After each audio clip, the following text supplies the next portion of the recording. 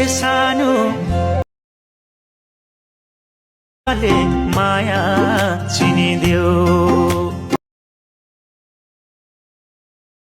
दुई पाइला हिँडिदेऊ। Hello welcome everyone. अहिले यो गीत चाहिँ एकदम ट्रेन्डिङमा रहिरहेको छ र यो गीत एकदम राम्रो लागेको छ मलाई पनि र धेरैलाई राम्रो लागेकै होला। र यो गीतको यस्तो टिकटक बनाएर हाल्यो भने चाहिँ भ्युज आउने सम्भावना एकदम धेरै छ। त्यसैले सिधै हामी क्यापकटमा गएर सिकौँ। क्यापकटमा गएर न्यू प्रोजेक्टमा क्लिक गरेर तपाईँले आफ्नो या जसको पनि 10वटा फोटो ल्याउनु पर्ने हुन्छ। 10वटा फोटो ल्याइसकेपछि अब तपाईँले यहाँ 10वटा फोटो सेलेक्ट गर्नुहोस्। त्यसपछि यहाँ आइसकेपछि तपाईँ जानुपर्ने हुन्छ। तपाईँले थोरै स्क्रोल गर्नुभयो भने देख्नुहुन्छ यहाँ रेसियो भनेर। तपाईँले अब 16.9 रेसियोमा सेलेक्ट गरेर टिक लगाउनु पर्ने हुन्छ। त्यसपछि सुरुको फोटो क्लिक गर्नुहोस्। होइन, सुरुमा चाहिँ तपाईँले लास्टमा गएर यो इन्डिङलाई डिलिट गरिदिनुहोस् अनि सुरुको फोटो क्लिक गर्नुहोस्। अब चाहिँ हामीले यसलाई रोटेट गर्नुपर्ने हुन्छ। रोटेट गर्नको लागि यता एडिटमा क्लिक गरेर रोटेट गरेर यसरी नै रोटेट गरेर यो फिट गराउनु पर्ने हुन्छ।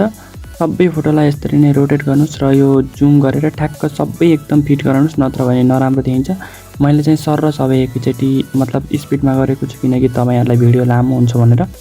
यो चाहिँ थोरै पनि कहीँ पनि यसो थोरै पनि मिक्स नहुन्न किनकि यो राम्रो देखिन्न। यस्तो गर्नुभयो भने अब यो पछि चाहिँ भिडियो एकदम राम्रो हुन्छ। अब यो भइसकेको छ। अब हामीले टाइम बनाउनु पर्ने हुन्छ। टाइम मिलाउनको लागि सुरुको फोटोलाई क्लिक गर्नुहोस्। सुरुको फोटोलाई क्लिक गरिसकेपछि तपाईँले 0.8 सेकेन्डको गराउनु पर्ने हुन्छ र मैले माथि पनि साइडमा दिइरहेको हुन्छु कति सेकेन्डको गराउने भनेर माथि लेखिदिइरहेको हुन्छु। मेरो आवाज बुझ्नुहुन्न भने तपाईँले माथि पनि हेर्न सक्नुहुन्छ। र सुरुकोलाई 0.8 बनाइसकेपछि सेकेन्डको फोटोमा आएर तपाईँले 1.2 सेकेन्ड बनाउनु पर्ने हुन्छ। 1.2 सेकेन्ड बनाइसकेपछि अर्को फोटोमा चाहिँ तपाईँले 1.0 सेकेन्ड बनाउनु पर्ने हुन्छ। 1.0 सेकेन्ड बनाउनुहोस् र अर्को फोटोमा तपाईँले 2 सेकेन्डको गराउनु पर्ने हुन्छ, 2.0।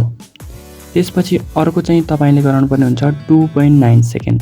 2.9 सेकेन्ड गराउनुहोस् र अर्को तपाईँले गराउनु पर्ने हुन्छ 2.2 सेकेन्ड। 2.2 सेकेन्ड गराउनु होला। त्यसपछि अर्को चाहिँ तपाईँले 1.5 सेकेन्ड गराउनु पर्ने हुन्छ। 1.5 सेकेन्ड बनाउनु होला। त्यसपछि अब तपाईँले अर्को चाहिँ गराउनु पर्ने हुन्छ 2.0 सेकेन्ड। 2.0 सेकेन्ड गराउनु होला। 2.0 सेकेन्ड बनाइसकेपछि अर्कोलाई चाहिँ तपाईँले 1.2 सेकेन्ड गराउनु पर्ने हुन्छ। यसलाई चाहिँ 1.2 सेकेन्ड। अब भनेको हाम्रो लास्टमा रह्यो, यसलाई चाहिँ 1 सेकेन्डको बनाउनु होला। अब पनि हाम्रो टाइमिङको काम सकिसकेको छ। अब हामीले यसमा एनिमेसन लगाउनु पर्ने हुन्छ। एनिमेसन लगाउनको लागि तपाईँले सुरुको फोटोलाई थोरै जुम गरेर सुरुको फोटोलाई ट्याक्क क्लिक गर्नुहोस् र त्यसमा चाहिँ तल एनिमेसनमा क्लिक गरेर कम्बोमा क्लिक गर्नुहोस्। कम्बोमा क्लिक गरिसकेपछि तपाईँले सुरुकै साइड एन्ड वेभ भनेको तपाईँले लगाउनु पर्ने हुन्छ। अनि सेकेन्ड फोटोमा क्लिक गर्नुहोस् र पेन्डुलम 1 लगाउनुहोस्। अनि अर्को फोटोमा क्लिक गर्नु, त्यसपछि तपाईँले पेन्डुलम 2 लगाउनु पर्ने हुन्छ। त्यसपछि फेरि अर्को फोटोमा क्लिक गरेर तपाईँले से आउट भन्ने देख्न सक्नुहुन्छ। यहाँ मैले पनि देखाइरहेको छु, से आउट भनेर लगाउनु पर्ने हुन्छ। त्यसपछि ट्रन्ड 1 भन्ने खोजेर तपाईँले लगाउनु पर्ने हुन्छ अर्को फोटोमा चाहिँ। अनि त्यसपछिको अर्को फोटोमा चाहिँ तपाईँले ट्रन्ड 3 भनेर त्योभन्दा यति उताको लगाउनु पर्ने हुन्छ। त्यसपछि अब चाहिँ अर्को फोटोमा श्रिङ्क एन्ड बोनस भन्ने एउटा हुन्छ। श्रिङ्क एन्ड यहाँ देख्न सक्नुहुन्छ, मैले देखाइरहेको छु। स्पेलिङ यताउति केही मिस्टेक भयो होला, तपाईँले हेरेर पनि गर्न सक्नुहुन्छ। र अर्को फोटोमा चाहिँ तपाईँले जुम 1 लगाउनु पर्ने हुन्छ। जुम 1 लगाउनु। अर्को फोटोमा तपाईँले जुम 2 लगाउनु पर्ने हुन्छ। जुम 2 लगाउनुहोस्। त्यसपछि लास्टको फोटोमा चाहिँ तपाईँले डिस्ट्र्याक्ट भन्ने चाहिँ लगाउनु पर्ने हुन्छ। अब चाहिँ हाम्रो एनिमेसनको काम पनि सकिसकेको छ। अब हामीले यो भिडियोलाई एक्सपोर्ट गर्नुपर्ने हुन्छ र उता लगेर फेरि बनाउनु पर्ने हुन्छ। तपाईँले यो सर एकचोटि हेर्नुहोस् यो कस्तो भएको छ भनेर। त्यसपछि तपाईँले अब यसलाई एक्सपोर्ट गर्नुपर्ने हुन्छ। सिधै माथि एक्सपोर्टको बटनमा क्लिक गरेर एक्सपोर्ट गर्नुहोस्। मैले चाहिँ डाइरेक्ट देखाउँछु। अनि न्यू प्रोजेक्टमा क्लिक गर्नुहोस्।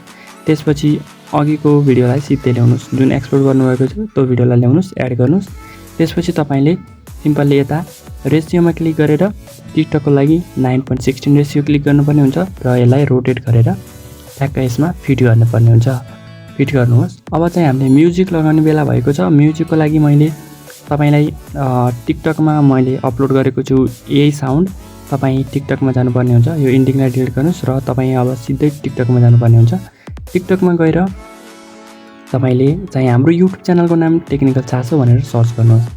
सर्च गरिसकेपछि तपाईँले देख्न सक्नुहुन्छ सुरुको भिडियो रहेको छ, यसलाई चाहिँ तपाईँले डाउनलोड गर्नुपर्ने हुन्छ। ल लाइक गरेर यसलाई सिम्पली डाउनलोड गर्नुहोस्, सेभ भिडियोमा क्लिक गर्नुहोस्।